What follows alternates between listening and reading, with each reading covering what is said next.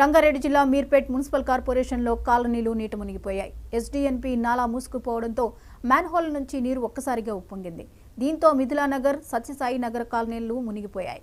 ఇళ్లలోకి నీరు చేరడంతో కాలనీ వాసులు తీవ్ర ఇబ్బందులు పడుతున్నారు.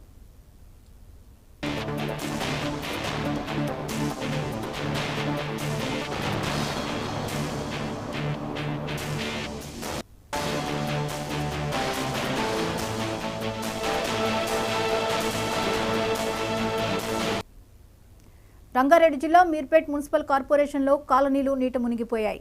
ఎస్డీఎన్పీ నాలా మూసుకుపోవడంతో మ్యాన్హోల్ నుంచి నీరు ఒక్కసారిగా ఉప్పొంగింది. దీంతో మిథిలానగర్, సత్యసాయి నగర్ కాలనీలు నీట మునిగిపోయాయి. ఇళ్లలోకి నీరు చేరడంతో కాలనీ వాసులు తీవ్ర ఇబ్బందులు పడుతున్నారు.